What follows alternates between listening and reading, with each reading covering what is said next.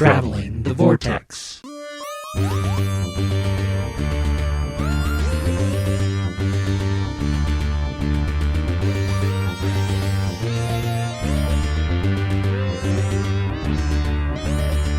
We've joined the Doctor as he travels the Vortex and arrived at episode 430. Don't expect to find a ray gun in the soap dish. I'm Keith. I'm Sean. I'm Glenn. How are you guys? Not bad. All things considered. Look at Sean getting the order right, even though we're not sitting in the right order. I know it was a struggle for a moment, but just a moment. I credit the fact that I am now a college graduate that I'm able to make that determination. Hey, congratulations. Yes, by the way. congratulations. Thank you. How'd God, it feel to walk long, across that stage? A long time coming. Just years and years and years to get to that moment. But it felt, I don't know, I was nervous. Like I was bound up and just nervous ball of energy all day long with that. So, but it's cool. It was good to finally get it over with. And they spelled my name wrong. Yeah, I saw that on your program. Big surprise. I told my mom. It was right on your actual diploma, though, right? I don't know. I haven't got that yet. They just handed me the empty folder. Like, Right. Uh-oh, he didn't really graduate. It's spelled wrong on his diploma. That's what I figured. I told my mother I was just going to legally change my name so I can stop fighting that battle. Seems like it's less work. No, it's taken me 20 years to learn how to spell it right. Don't change it now. Now you won't be able to. You only have one N, right? Hey. And then there's Mr. IEEI over there. I can't keep that one straight, so, you know. We're all Surprisingly, admit, not a lot of people get it wrong. I have never met another Keith spelled a different way. So Yeah. we're all a bunch of misfits here. Did you guys do anything fun besides graduating? Went and saw Tolkien, which was... Tolkien, as he says in the trailer, which was good. he didn't say it in the movie? He did say it in the movie. Oh, okay. Yeah. No, that scene's in the movie. Well, yeah, you said he said it in the trailer, and I thought, well, they did. Well, I didn't want to spoil the movie. Oh, you know, I figure if I say it in the trailer, then it's okay. No, it's very reminiscent of if you took like Shakespeare in Love and Dead Poet Society, kind of mashed them together and made it not funny. That's kind of what this is. Okay. It was good, but it didn't quite have enough of the. I wanted a little more Lord of the Rings and a little less real world kind of, impetus. But, it was good. And then for Mother's Day, Mel wanted to go see Palms.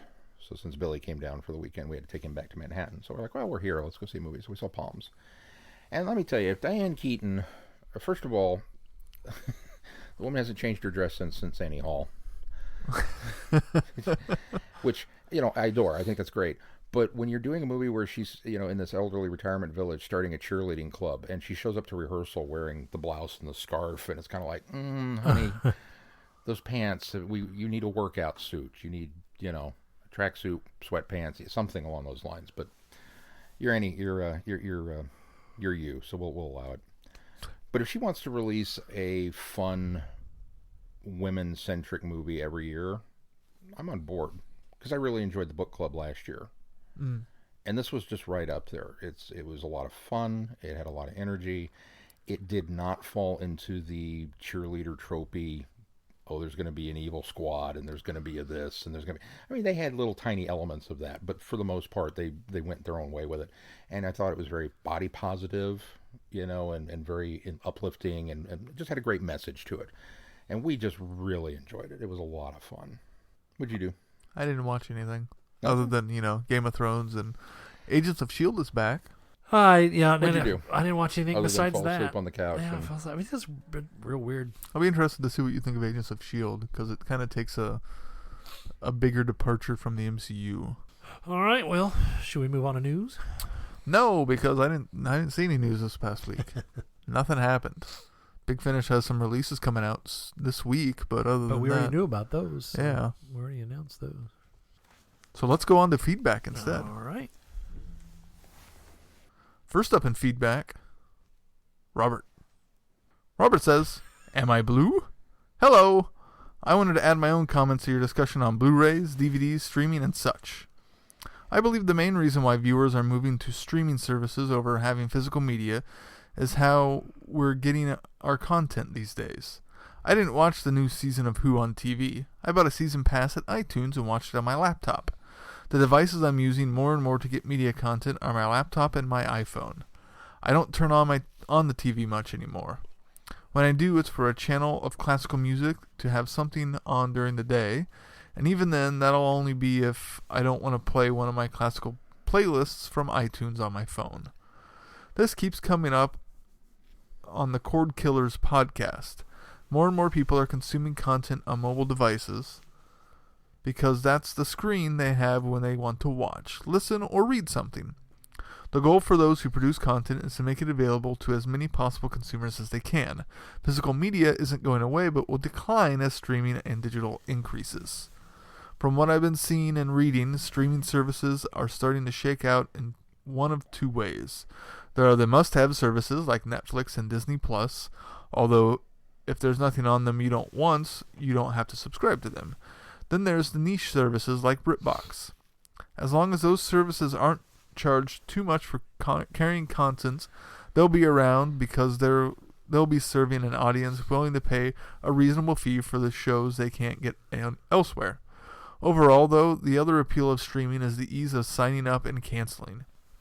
It's why more folks are preferring streaming to cable, and why it's easy to manage your costs. You made a good point about the collector angle. If you don't want the boxes or the things, don't worry about getting boxes or the things. So I don't, so I won't. But if someone does, then I think buying the Blu-ray sets is a good investment. I do think they're trying to increase the number of releases each year so that as much of Classic Who that fans want to buy is covered by the sets. In that respect, we'll see if sales drive the releases of all the classic seasons. That's my thinking about the matter. Keep up the good work. Looking forward to when you get to the Scratchman book, as I haven't heard much good or bad about the novel itself. Yours, Robert. Thank you, Robert. Thanks, Robert. Up next in feedback is Jamie. Jamie wrote, he's got, two feedbacks this week. He went ahead and wrote a newer feedback that included some comments on the Blu-ray discussion. So we're going to read the Blu-ray comments since it's pertinent to what's going on, and then we'll save the rest of that feedback for a later date, and then I will go back and read the catch-up feedback from a previous installment. So on his Blu-ray comments, I feel that the quick succession of format changes may hurt the industry. Theaters are getting more and more expensive, $13 for a regular ticket in my area, and people just can't afford to keep buying new versions of their favorite movies or TV shows that they'll maybe watch once or twice every so often. I love my local library, but it only has DVDs. The only Blu-rays it has are a handful in the anime section. In my area, high-speed internet isn't as available as in most parts of the country, which means digital isn't as viable an option as, say, in major cities. It's not financially viable to buy a new TV or video playing device every time a new version comes on the market. Streaming services are an option, but there are at least 4 or 5 major ones: Netflix, Hulu, Amazon Prime, YouTube, iTunes, Disney+, and BritBox, just off the top of my head, to choose from. And if they change up what's available every month or so, you might start a show and then go to watch another season or episode, and, well, it's not there.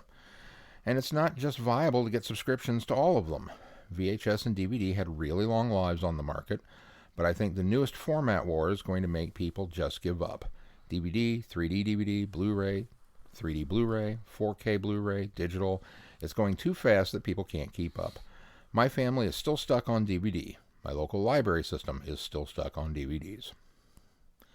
And I think Jamie makes a really good point here that we hadn't considered when we kind of talked about streaming, is that, well, that just simply may not be available in your area. Rural areas are still struggling with having internet access, so that does make it difficult, especially in a world where we're all going to digital. So, interesting points. I don't know if I agree that it's a format war, but everything else I agree with. Yeah, I don't. It's certainly not a format war in the sense that like Betamax versus VHS or Blu-ray versus HD DVD. Yeah, definitely not. Those were format wars. Right now, everybody's on board with digital and everybody's on board with 4K. So it's not like there's this weird battle going over what the next format's going to be. Everybody is gradually adopting the next step up. So it's not like there's really a war. It's just that the war right now is between retailers and studios. Studios want to go all digital. cut out the middleman, and retailers want to stay in the loop. So Yeah. I suppose there is a war there, I guess, to a point. And It's not over the format. Right. The 3D versus 4K. I mean, that's just variations. No, on a because theme. in fact, You know. when 4K becomes the thing, there'll be 3D 4K because they still make 3D films that have to be purchased. So the thing is, 3D still does not do well at home because on home sales because people are not willing to invest in a 3D television. So at this point, Or it's not worth it really either because it's not as good as the theater version as far as I understand. Only if you sit in the right spot in your living room. right. Once they get 3D where you don't have to have glasses, then it might be a different story. Yeah, and for the most part, 3D, I still have. There's only been a very small handful of films I've seen in 3D that I felt were really worth it. Yeah. Anything that was, an up convert, with the exception of like 2, was not. Anything that was shot in 3D was, but even that's more of an event thing that I want to go to the theater and see that in this format, in this scale. And that'd be more at of a home. cross convert, it's not an up convert. Or cross convert. Yeah, I was to say you're not really changing the resolution; you're just converting it to. I know you go and take a movie and slap a 3D coat of paint on it. I'm not happy. No, and it's real Down obvious. convert. Really obvious when Really you do is. because there's a lot of flat imagery in it. Yeah. Okay, so there's that. And then his other bit of feedback covers episodes 94 to 100. Hello, Vortexers. Hope you're doing well. This might be a bit long because I'm covering episodes 94 through 100. In episode 94, Embrace the Darkness. I didn't care for this one. It wasn't Minuet in Hell. I'm glad that we have that benchmark. There's a yardstick, and that Minuet in Hell is on the bottom end of that yardstick for Jamie. For Jamie and Keith. Yeah. Yeah. Anytime it's got, well, it wasn't that. It's like, oh, well, now I know. That one's just all around awful. This one instead was just boring. I agree with Keith that it's just kind of anticlimactic. It's an okay story. I just found it kind of meh. On a side note, for some reason, the image that my mind latched onto for the Sumerians is the wow, there's a lot of letters in this. Polis Masson's midwives from the end of Revenge of the Sith. Oh, that's a Star Wars thing. Glenn, who's that? How did I pronounce that? I think you got it. Cool. Moving on. Jamie, I don't know if you heard, I graduated recently. I had to dump a large amount of geek facts in order to make room for important For stuff. academia. Stuff. Yeah, so I've lost a lot of that. Time of the Daleks. I enjoy this one. Despite not being a fan of Shakespeare, I still find Daleks quoting him quite fun. I didn't find the not visiting all the places the mirrors went a letdown. If you caught a Dalek in Seasons of Fear, great. If you didn't, well, you lose nothing. You didn't lose anything. Episode 95, The Rescue and the Romans. The Rescue is a nice two-parter that's sole purpose is to introduce a new companion. This was the first time that had been done. Susan was already a companion when the show started, and Ian and Barbara were at the start of the show. Now Susan had left, and she needed a replacement. Not that Ian and Barbara weren't fine on their own. It's a nice, self-contained little story.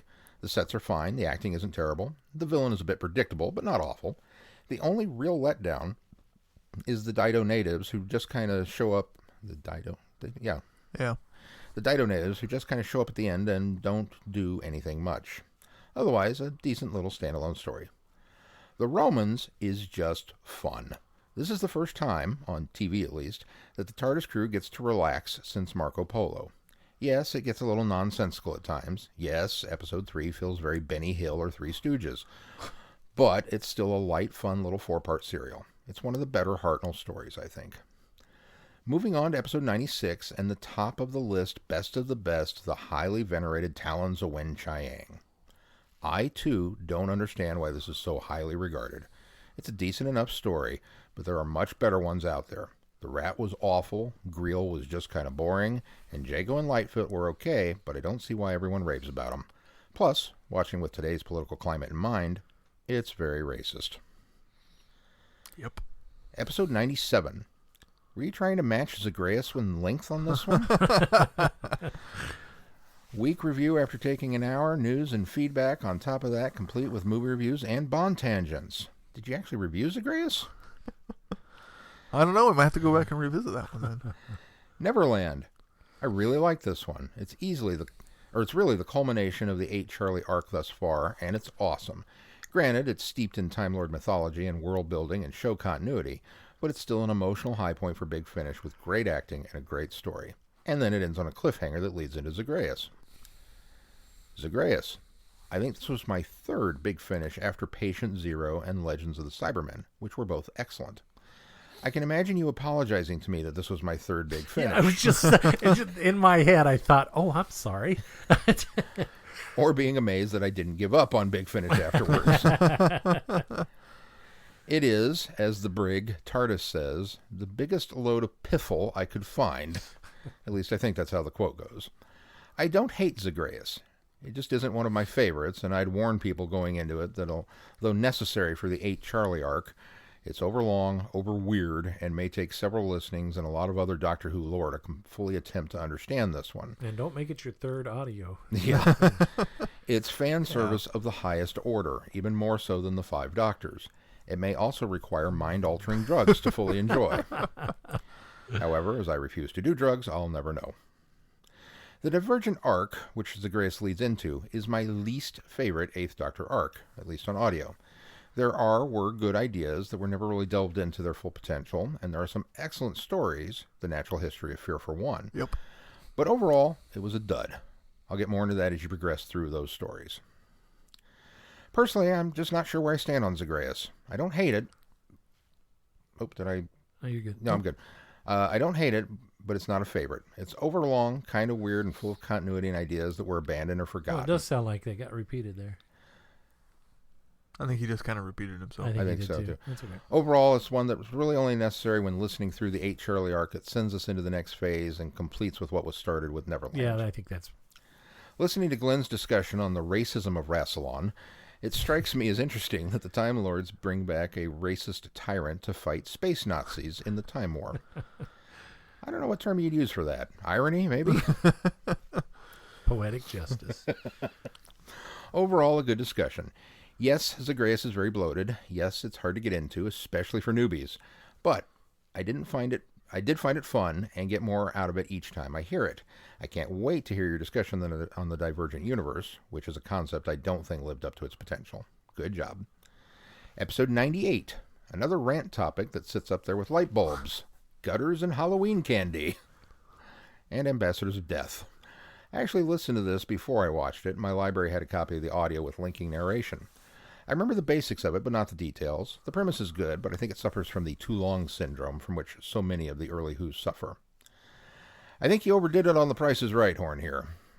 The Web Planet is the only Doctor Who story in my big batch watch-through that I didn't watch all the way through. I watched the first episode, got partway through the second to where the Menoptera are doing their dance number, before deciding it was just too weird. Therefore, I can't really comment on this one. However, Who Back When covered the story, and although they tend to be on the crude side, their coverage of this was hysterical. The Fearmonger. I like this one. It's a nice, tightly written political thriller that still manages to get in some quiet character moments for the Doctor and Ace. As I said in my review, Harper could very easily be replaced by Trump and set in America, and unfortunately be mostly unchanged. So finally, for this feedback, episode 100, the big epiversary. I loved it. It was fun, the tangents went everywhere, it sounded like you guys had a blast, despite Keith having the hiccups. I have stuff to talk about here. First of all, the spam song from Monty Python, one of my favorite bits, the others being Dead Parrot, Self-Defense Against Fresh Fruit, and the Spanish Inquisition. The rest of your opening, or was that pre-opening, was excellent as well. You talked about being a visual podcast. Now that you're putting episodes on YouTube, you'll have the perfect opportunity. Similar to your videos of Flux and Risk. It would definitely make the feedback song more lively. Where did that go, by the way? Finally, big props to Michelle for completing a watch-through of Classic Who in 5 months. You must have really plowed through those. It's taken me 3 to 4 years, and I'm only just now almost done with Tom Baker. On to other stuff. I've made it through 100 episodes, only 325 left. I'm taking a break for a while, but I'll be back. I'll keep a document where I type up random feedback and replies that I think to be submitted at some times. I'm greatly enjoying your show, but have some other things I want to listen to.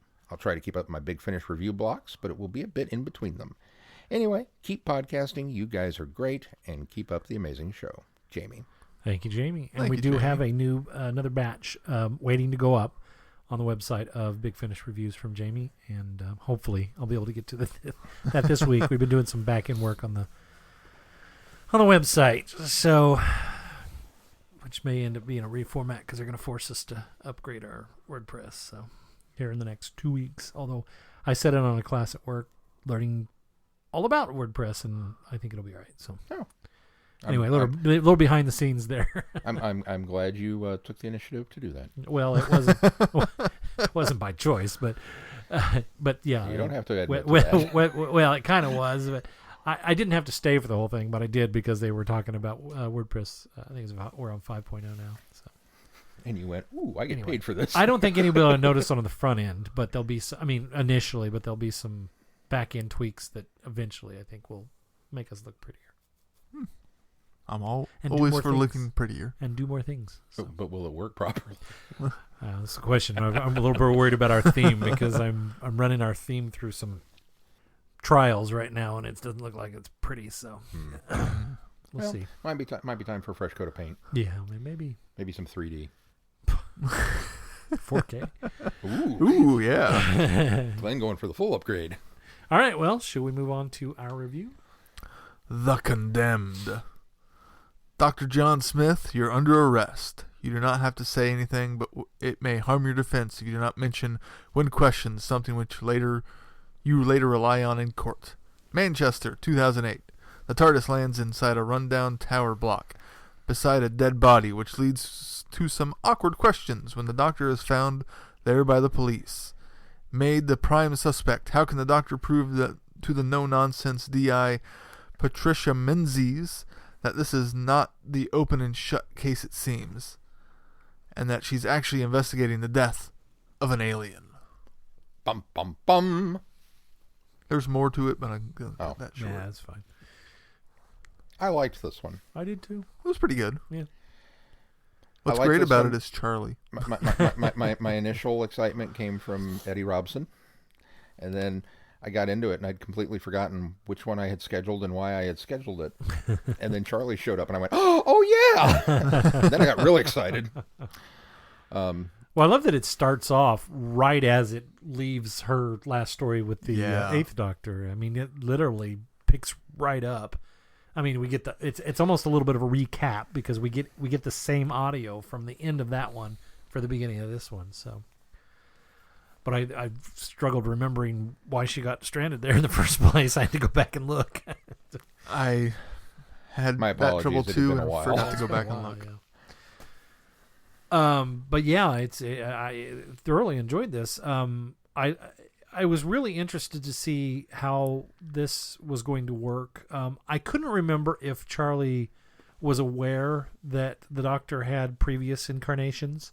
I'm assuming, since she seems to be in the know, that she does. That she was made aware of that at some point, but I couldn't remember when.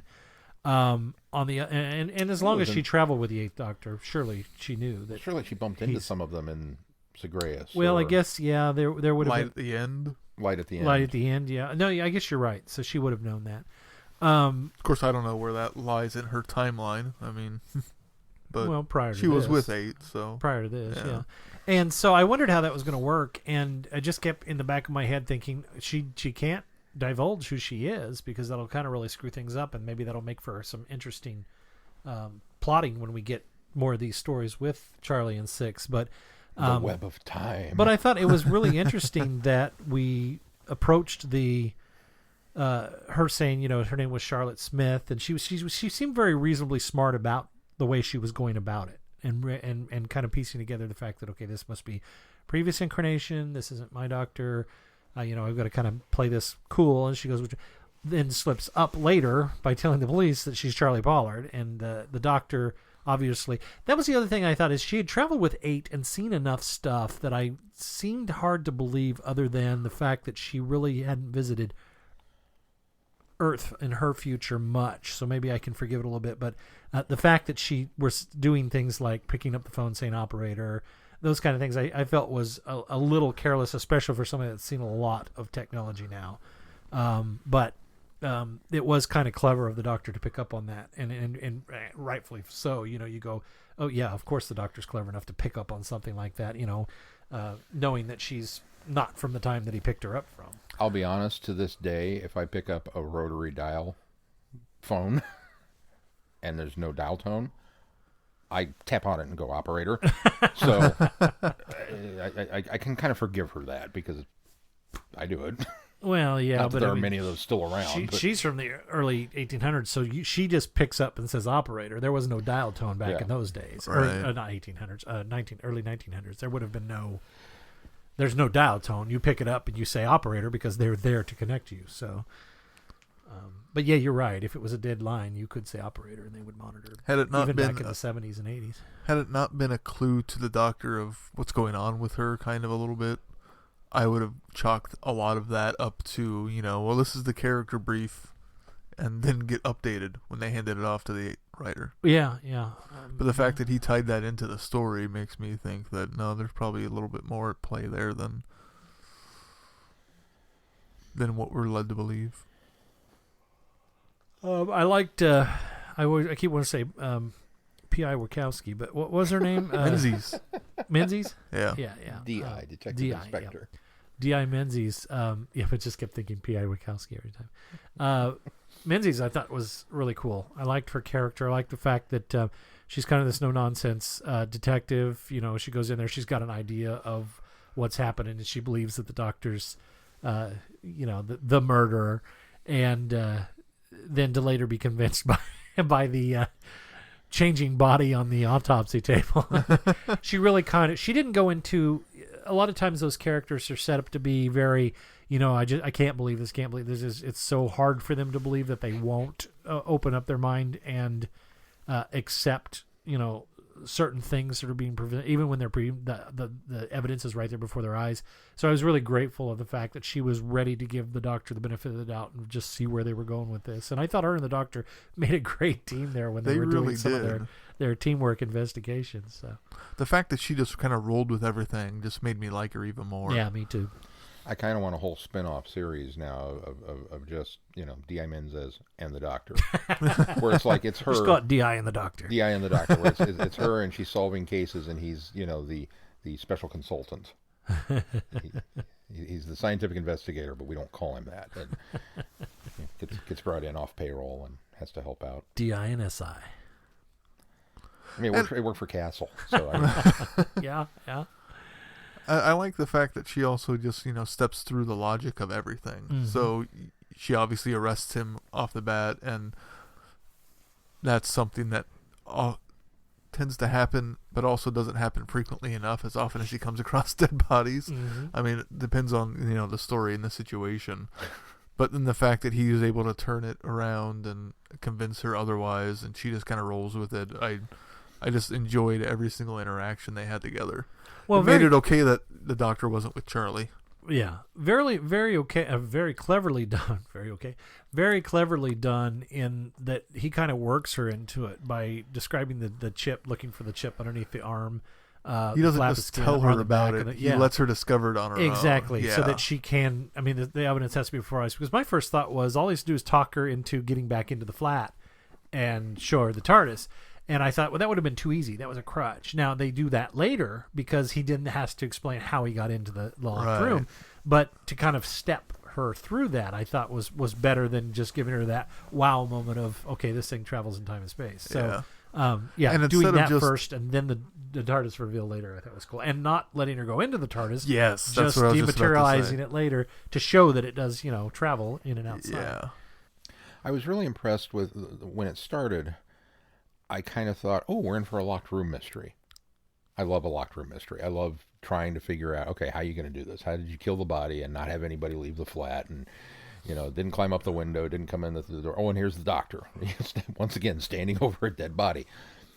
Just once, I'd like the doctor to go, no, and turn around and leave. And have the companion go, what do you mean? We're not going to investigate? Nope, I know where this is going. I'm going to wind up arrested. Yeah. No. Are you kidding? The number of bodies and I would just like him to call attention to that. Now the companion can then go, come on, we have to go and say, oh, all right. And then they get arrested. But I want him And then to I at least told you acknowledge so. it. Yeah, we can do the I told you so in jail. But I want the acknowledgement of it. But then it turned into not a locked room mystery because, well, he's an alien. And so now all of a sudden we're off on this chase instead. I was like, aw. And I kind of felt let down. But then I enjoyed the rest of it so much that I didn't care. Well, it still ends up being a locked room mystery in the sense that they have to prove, or that you have to figure out why the door was locked from the inside. And it's not until we learn that the briefcase unleashed that element that basically made him be part of the building. Is divulged later too, which is I still even wondered up until that point that it was divulged that how did he die in there in a locked room and nobody came or went from the apartment. So I thought that was kind of cool. Did anybody else absolutely lose it when the corpse sat up and started talking to them and was like, yeah, I'd like to go home now? And I was like, whoa, where are we going with That's this? what I thought. I thought, what is this? I mean, I could hear Colin's voice there. Could you? Yeah. So I kind of figured, it's him doing No clue. a trick. No clue until he explained it. And then I was like, oh. Yeah, he pocketed the little The device. device to transform. And I was glad it wasn't a Zygon. I was a little concerned the way I they was described too it. at first but then I thought, well, what would the Zygon need a chip for in order to, Right. a microchip in order to transform? So The whole plot of, aliens hiding in plain sight under these disguises felt very familiar for Big Finish to me for some reason. I don't know if it's because of Perry and the Piscom Paradox, or because that's kind of a similar plot, but not really. Well, it's aliens living among us. Yeah, I guess it just feels very tried and true or familiar for some reason. Not that it was a bad thing. It just felt, No, haven't we done this recently? Big Finish is all about the slow invasion. I mean, they've Oh, yeah. got a lot of stories out there where, aliens have been here for a while, or they're, and that was the other thing I thought was interesting was that the Slater, was that the guy, the bad guy in this? It took me a second to kind of realize that, yeah, that really is kind of a big deal when they were done. They were going to use they were going to absorb themselves into buildings to basically take up into that. That seems kind of weird, but knowing what Sam was able to do as part of the building and the foreboding that the feeling that he was giving people, he was causing deaths because people were jumping, So then I kind of thought, okay, that does seem to be a decent idea. I suppose if you get in the right buildings. Well, because everybody lives in a building, so once you've taken them all over, I don't know what you'd do after you got rid of the Earthbound population. How would you do anything beyond that? Well, that's how they would, in theory, have a way to reverse it. They hadn't figured that part out yet. They had, that was the problem. Is we were led to believe that he had the antidote, and he didn't. He had a bomb. I want to know if there's a caste system on their planet where, the higher ups and the politicians, they get the high-rise buildings in the downtown. They get to be in a capital, the mirrors and the glass, and no, you're a lowly peasant. You're going to get the the farmhouse out in the middle of nowhere. Yeah. Well, who wants to be stuck there? Oh man, I didn't even know Earth still had outhouses. and there's no internet. That is the one part of the plot that just kind of made it fall a little flat for me. Is the idea of the sheer amount of aliens they would have to sacrifice to invade the planet in that method. Unless they did targeted, very specific Pentagon of high importance. Those sort Downing of things, Street, I thought, okay, Parliament. maybe there, but then once you get the seeds of power, then what are you gonna do? Yeah. I just didn't feel like they explained it. Unless well they could enough. exert influence over the people, and they could to a point. I got the impression. Yeah, because But they if they made could- people kill themselves. Yeah, if they could exert their power over them, and then not wipe them out, but manipulate them and utilize them. I suppose maybe that would be a tactic. I suppose realistically too, if we were looking at it as an actual invasion of the planet, then yes, it's kind of ridiculous. But if you're looking at it as the beachhead, where you get a couple of those positions of power, and you take over the power centers, and then you cause a couple of deaths, you cause a couple of scandals, you cause a couple of instances of distrust in the government, and then you've got actual aliens in disguise. There may be, I'm the new politician, I'm John Saxon, I'm running for prime minister to replace that guy that nobody likes, and you elect somebody new. Well, then all of a sudden you have control of all of that, and you can very easily control your population. So the ones that and are then going bring in to a real invasion force. the ones that are, they're kind of sleeper cells type situations where they're kind of they're influencing things in subversively as buildings, and then but the other thing is you didn't get the impression that their planet was poised to invade. I kind of got the impression that Slater was building up some sort of like maybe crime conglomerate of other systems, because I didn't get the impression that their planet was poised to invade. Yeah. It was his, whatever his group was, that was going to invade. So, Sean, that premise is good. It's a good headcanon, but they didn't, give me enough in the story that I agree. I could have got there on my own. Yeah, we are supposing a lot. I agree. There wasn't enough there to, and I also agree that this was the weakest point of that story, because I also feel that here's Sam, and he has become one with the building, and my first thought was, really, that's kind of goofy. But then I thought about it. It's a way to make a house haunted by adding science to it. Yeah. That's what it comes down to. I liked that element of it. Too. It the was science just the aspect ultimate of it, too. goal Yeah. of it, I thought, was weak. But and as he was able to do more and exert more influence and kind of become the ghost in the machine, then it became much cooler, and I was like, oh, okay, I kind of dig this. And then I kind of actually wanted more of that story. I could have dealt with, honestly, a lot less of the whole alien invasion thing, and let's just do the haunted house stuff, because that's, I'm really more interested and invested in Sam at this point than whoever all these other random people are running around and that. But I did enjoy the idea that even in alien cultures, it comes down to money, that there was an insurance claim. That there is, and how appalled the Sixth Doctor money. Yeah. I enjoyed the fact that nobody wants to work these lower tier planets because you get hazard pay and this kind of stuff. I mean, it was very, very blue collar aliens in a way, which I enjoyed. I could see the Doctor. It just seemed like he would have been sympathetic if it had been for love or if it had been for revenge. But when money, oh, it's always for money. And Colin's delivery is so great. It is. He just you just all the indignity, all of the rage, all of it just poured into that money. And then there's Charlie, who gets trapped in a room for most of the story. but very, very clever and well performed, and I think that it did a lot for her character. I think had it had been a character, any other character but Charlie, I would have absolutely hated what was going on there. But because it was Charlie and how strong of a character she already is that I'm familiar with, I was more okay with it. The other person I could have put in that situation would have been Lucy Miller. I mean, I think that Lucy would have just sassed her way out of the room. That's true, but I think they would have. She would have sassed the same handcuffs to Rust on her own. I think they would have. I think they would have. I think she would have reacted pretty much the same way. Pretty similar. As Charlie. Charlie's a little more nuanced, certainly, than Lucy is. Lucy would have busted down the door, still handcuffed to the bed. Just picked it up and used it as a battering ram. That's who. Lucy reminds me of the halfway point between Charlie and Donna. Yeah. She really seems to be the middle ground between those two for me. Now that I think about it. Yeah. She's a bit more of a, modern day Charlie. Yeah. If you took is it Edwardian then? Principles away from Charlie and set her in modern day, you pretty much would get something similar to Lucy. I think you're right. With Donna's mouth. Right, yeah.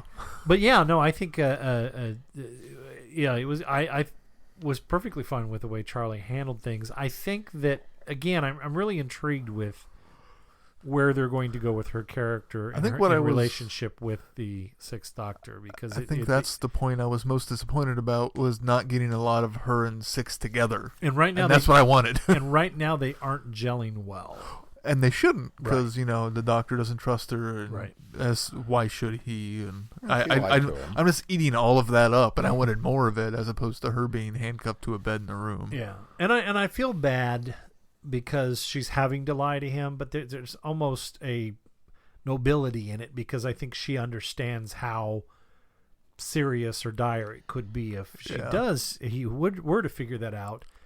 But on the flip side, it's really hard to hear her have to lie to him at the beginning, and then when he calls her out on lying, she changes her story and lies to him again about having amnesia. So it's a little unsettling to hear that having to happen, especially as close as she and 8 became. Oh, and hearing her talk to Sam about the doctor, of how she thought she lost him and all of that, just made it even harder to hear. That's one of the. It was one of the interesting switcheroos, because I'm right there with you. As soon as I heard Charlie, I was like, "Oh, this is gonna be great." Charlie and 6 together, and then we didn't really get it, and so it was disappointing. But yet, I agree with you, Glenn, that because it was Charlie, if it had been any other character, maybe it wouldn't have worked. But having Charlie, okay, we've bonked her on the head, thrown her in a room, handcuffed her to the bed, and essentially kidnapped her, but then given her all this agency to get out of it. And yeah, she gets some help from the computer, but even if he hadn't rusted the handcuffs for her, she'd have gotten out of there on her own. But then she immediately doesn't run to find the doctor, doesn't run to find help, because she's Charlie. She investigates the basement. She runs to take care of the things herself. She runs to help. She runs to help somebody victims, else.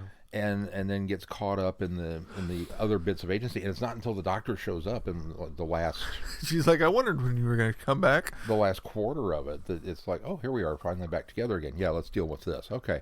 And so you're kind of at that point, you're already committed to we're not going to get that now, are we? We're going to have to... You're just winding me up for the next one that is going to have these two together. So in that regard, I was okay with it, because it was kind of a refreshing dip your toe back in the water of who Charlie is as a character, and kind of got a gloss over cover notes version of it. Yeah, especially for those who maybe had not been listening to the 8 Doctor stories. Yeah. And honestly, it wouldn't surprise me if we maybe even get another 1 or 2 of those kind of things. I don't know. I haven't listened to this run.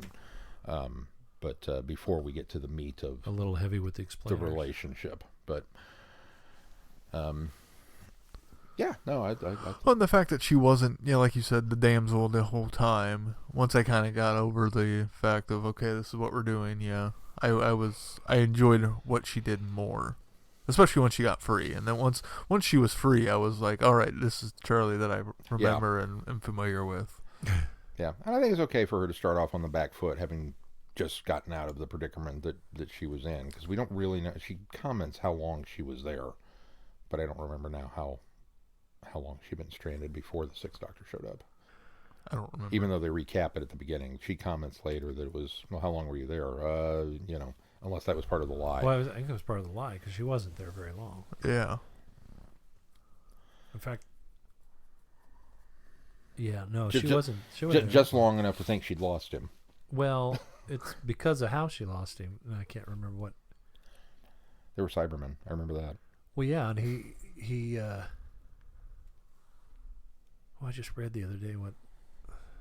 No, I can't remember what it was. They were separated. He blew up. She heard the TARDIS leave, Yeah, or something to that effect. That's what it was. But she, as soon as that TARDIS leaves and she ends up there, then she hears the 6th Doctor's TARDIS, so she's not there very long.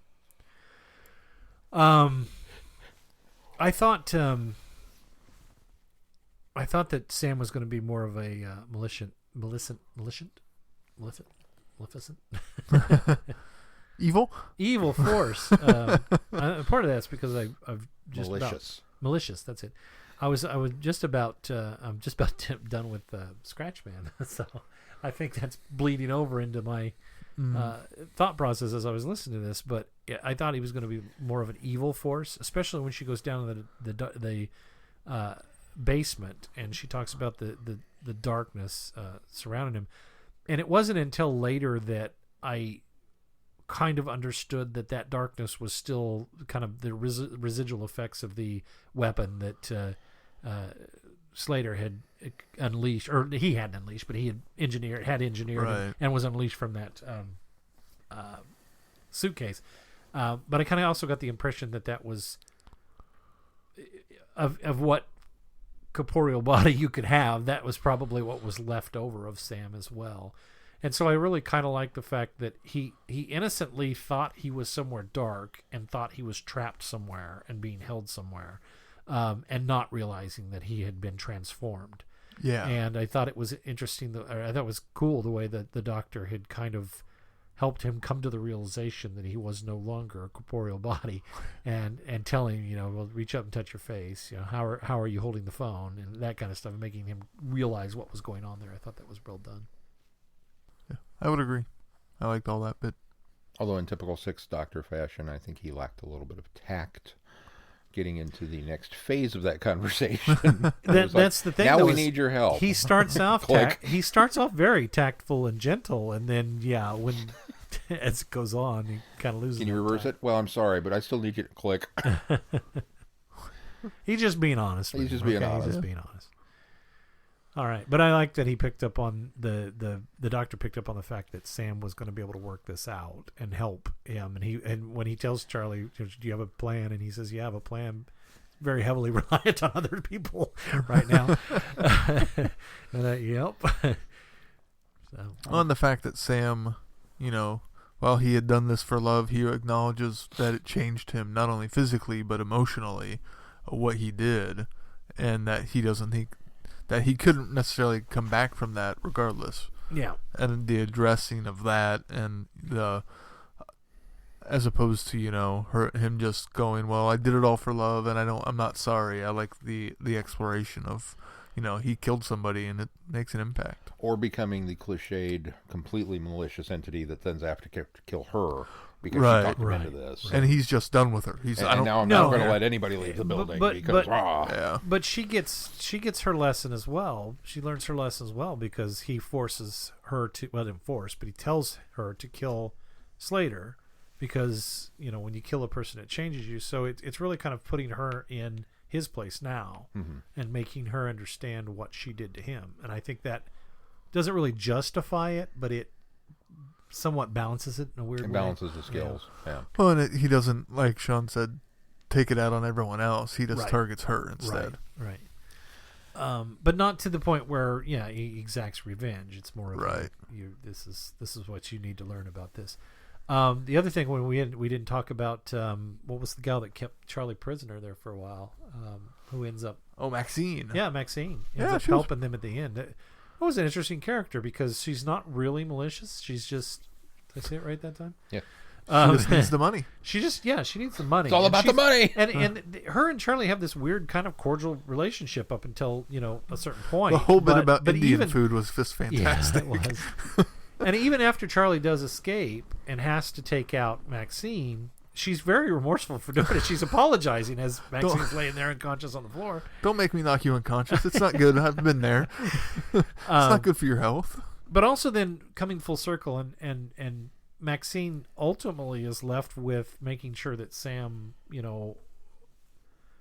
does good as a building instead of, causing the trouble that he's been causing. So it's interesting that they left it there to kind of, unless they're going to revisit it again at some point, it's interesting that they left it there as wide open as they did that, well, I wonder what'll happen, I suppose anybody could pick up on it later, or we can just, surmise our own conclusions. I can hint that D.I. Mendez comes back. Menzies. But I don't know if it's in relation to anything going on with that building or Sam or not. How about P.I. Wachowski? Is she coming back? I don't think so. I also think that you mentioned that, it was rough listening to Charlie lie to the doctor. And one of the things that really struck me listening to this was we've talked before about the different aspects of the doctor's personality. If Charlie had traveled with the Fourth Doctor, there would not have been a single issue. She'd have come out and said, it's not you, but it's you. I'm from this. And she'd have spilled the beans because that's how cavalier that doctor was about, okay, yeah, no big deal. If she had bumped into, realistically, probably any of the current show doctors, I think they would have gone, well, we'll just go back and drop you off at this point in time in my time stream and not say anything. They would have found a way to make it work. Well, but they would have been okay with it because they would have remembered the events. Right.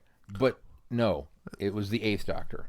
And he's always been the one that's about the web of time, and you can't do this, and you can't do that. The 8th and the 1st Doctor have that kind of, you can't rewrite history, not one line. And because of her travels with him, that's been now ingrained into her that she can't change this. Even though realistically, she probably could. The Doctor, his timelines are so convoluted that and in just flux. yeah, all the and time. bumping into, it's a River Song situation. You're bumping into somebody from your present. Okay, yeah, I just haven't met you yet, but I will.